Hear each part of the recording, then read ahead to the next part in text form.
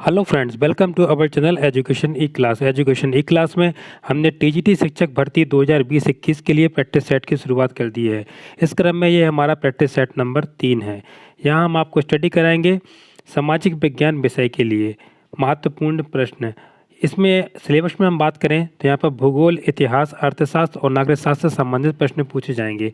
आज की वीडियो में यानी कि प्रैक्टिस सेट नंबर 3 में हम इतिहास के महत्वपूर्ण 15 क्वेश्चन आपके सामने लाएंगे जो कि पुरानी परीक्षाओं पर आधारित है। हमारा प्रयास रहेगा कि हम आपकी जो परीक्षा की आप तैयारी कर रहे हैं उसमें आपका कुछ न कुछ हम सहयोग कर सकें, और हमने अपने प्रैक्टिस सेट में उन महत्वपूर्ण प्रश्नों का समावेश किया है जो कि पुरानी परीक्षाओं पर आधारित है, जिनकी परीक्षाओं में आने की संभावना सबसे ज़्यादा रहती हैं।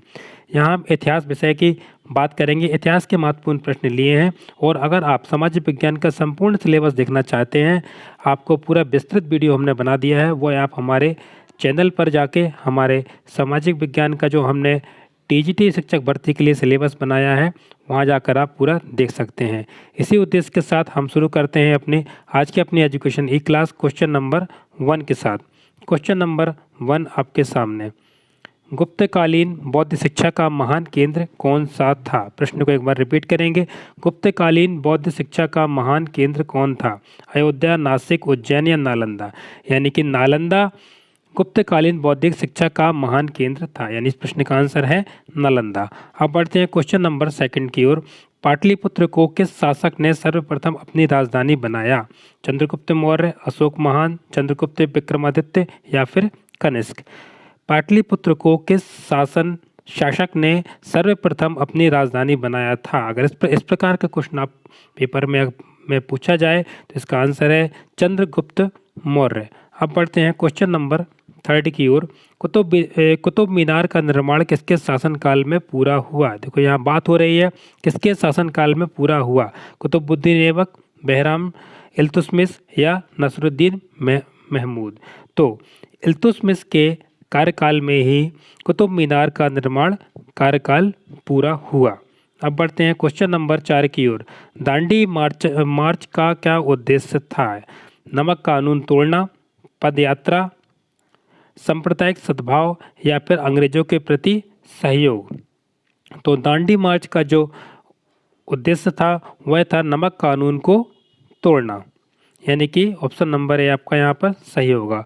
अब बढ़ते हैं क्वेश्चन नंबर 5 की ओर। यह एक बहुत महत्वपूर्ण प्रश्न है इतिहास में जो कि कई बार परीक्षा में पूछा गया है। हड़प्पा के निवासी निम्नलिखित में से किस धातु का उपयोग नहीं करते थे? आपको देखो नहीं पूछ रहे हैं तो नहीं पर ध्यान देना है। आप जब भी आंसर दें तो क्वेश्चन को समझ के ही उसका आंसर दें। यहाँ पूछ रहे हैं हड़प्पा के निवासी निम्नलिखित में से किस धातु का उपयोग नहीं करते थे?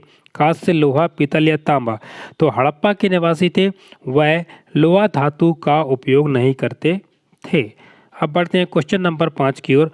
अकबर के दरबार में फारसी का सबसे प्रसिद्ध कवि कौन था?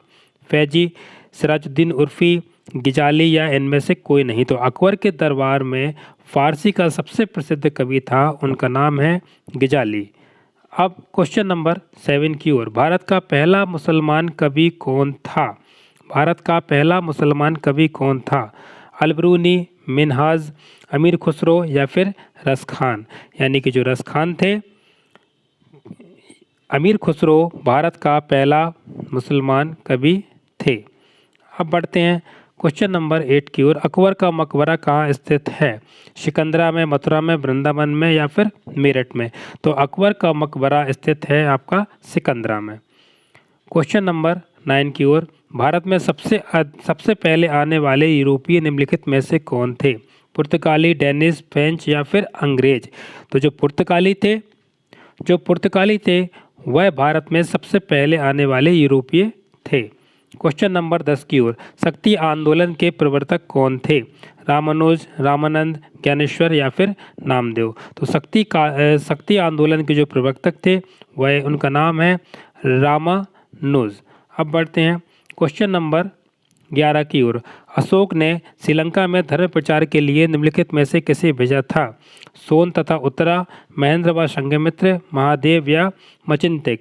तो यानी अशोक ने श्रीलंका में धर्म प्रचार के लिए जिन्हें भेजा था उनका नाम था महेंद्र व संघमित्र। महत्वपूर्ण प्रश्न है, इसको आप तुरंत के तुरंत याद कर सकते हैं। Question number 12। भारत में नेपोलियन के नाम से उपाधिकृत गुप्त सम्राट निम्नलिखित में से कौन था? चंद्रगुप्त प्रथम, चंद्रगुप्त द्वितीय, समुद्रगुप्त या फिर स्कंदगुप्त। तो जो समुद्रगुप्त थे वह भारत के नेपोलियन के नाम से उपाधिकृत गुप्त सम्राट थे। अब बात करेंगे क्वेश्चन नंबर 13 की। बुद्ध का जन्म कहाँ हुआ था? श्रावस्ती में, कौशाम्बी में, वैशाली में या लुम्बिनी में? तो लुम्बिनी में बुद्ध का जन्म हुआ था। अब बढ़ते हैं क्वेश्चन नंबर 14 की ओर। महात्मा बुद्ध ने वैशाली में किस नगर वधु का आतिथ्य स्वीकार किया था? पुतलीबाई, अम्रपाली, देवीबाई या फिर चंपा। यानी महात्मा बुद्ध ने वैशाली में आम्रपाली का आतिथ्य स्वीकार किया था। अब बढ़ते हैं क्वेश्चन नंबर लास्ट यानी 15 की ओर। किस शासक ने अपना मकबरा अपने ही शासन काल में बनवा लिया था? जहांगीर, शेरशाह सूरी, शाहजहां या अकबर। इस प्रश्न का आंसर है शाहजहां। यानी शाहजहां ने अपने शासन काल में ही अपना मकबरा बनवा लिया था। महत्वपूर्ण प्रश्न। अगर आप चैनल पर नए हो तो हमारे चैनल को सब्सक्राइब कर लीजिए, वीडियोस को लाइक करें, वीडियोस को अपने दोस्तों तक शेयर करें ताकि उनके पास भी ये महत्वपूर्ण प्रश्न पहुँचें, और अपना बेल आइकन पर क्लिक कर लें कि जब भी हम आपका नया सेट डालेंगे तो नोटिफिकेशन आपको मिलेगा और आप उससे महत्वपूर्ण प्रश्न आपको मिलेंगे, जिससे आपकी तैयारी अपने आप होती चली जाएगी। धन्यवाद।